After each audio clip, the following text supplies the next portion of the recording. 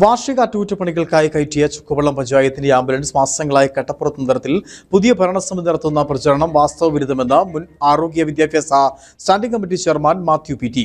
അറ്റകുറ്റപ്പണികൾക്കായി എസ്റ്റിമേറ്റിൽ ഉള്ളതിനേക്കാൾ അധിക തുക വേണ്ടി വന്നതിനെ തുടർന്നുള്ള സാങ്കേതിക തടസ്സം മാത്രമാണ് ഉണ്ടായിട്ടുള്ളത്.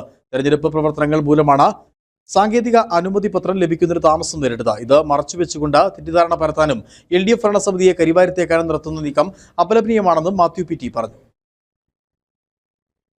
വാർഷിക ഫിറ്റ്നസ് പരിശോധനയ്ക്ക് മുന്നോടിയായുള്ള അറ്റകുറ്റപ്പണികൾക്കായി ചക്കുവള്ളം പഞ്ചായത്തിലെ ആംബുലൻസ് മാസങ്ങളായി പണിശാലയിലായിരുന്നു. പുതിയ ഭരണസമിതിയുടെ നേതൃത്വത്തിൽ കഴിഞ്ഞ ദിവസം വാഹനം ആശുപത്രിയിൽ എത്തിക്കുകയും ഫിറ്റ്നസ് ലഭിച്ചാൽ അടുത്ത ദിവസം തന്നെ പൊതുജനങ്ങൾക്കായി വിട്ടു നൽകുമെന്ന് ഭരണസമിതി പ്രഖ്യാപിക്കുകയും ചെയ്തിരുന്നു. എന്നാൽ വാഹനം കട്ടപ്പുറത്ത് എന്ന തരത്തിൽ ഭരണസമിതിയിലെ ചില അംഗങ്ങൾ കുപ്രചാരണം നടത്തുകയും LDF ഭരണസമിതിയെ കുറ്റക്കാരായി ചിത്രീകരിക്കുകയും ചെയ്യുന്നത് രാഷ്ട്രീയ മര്യാദയല്ല എന്ന് മുൻ ആരോഗ്യ വിദ്യാഭ്യാസ standing committee chairman Mathew P ചൂണ്ടിക്കാട്ടി. എസ്റ്റിമേറ്റ് തുക കൂടുതൽ അധികരിച്ചതിനാൽ ആംബുലൻസിൻ്റെ അക്കൗണ്ടിലുള്ളത് 25,000 രൂപയുള്ളായിരുന്നു.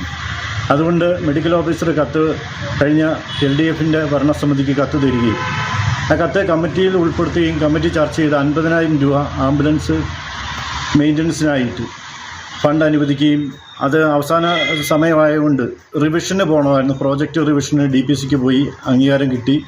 അപ്പോൾ ആ കാര്യങ്ങളിൽ കൃത്യമായിട്ട് സ്റ്റാൻഡിംഗ് കമ്മിറ്റി ചെയർമാൻ എന്ന നിലയിൽ ഭരണസമിതിയെ ബോധ്യപ്പെടുത്തുകയും അതിന് അംഗീകാരം മേടിച്ചുകൊണ്ട് എല്ലാ പ്രവർത്തനങ്ങളും നടന്നു വന്നു.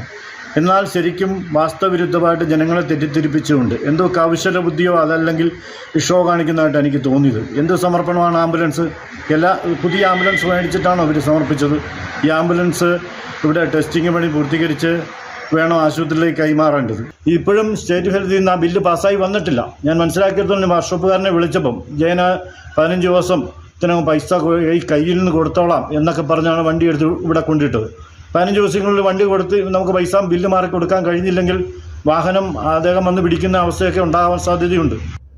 ആശുപത്രിയിലെ പുതിയ മന്ദിരത്തിന്റെ നിർമ്മാണ പൂർത്തീകരണത്തിനായി മുൻ ഭരണസമിതി നീക്കിവെച്ച ഫണ്ട് അനുസരിച്ചുള്ള ടെൻഡർ നടപടികൾ നടന്നു വരികയാണ്.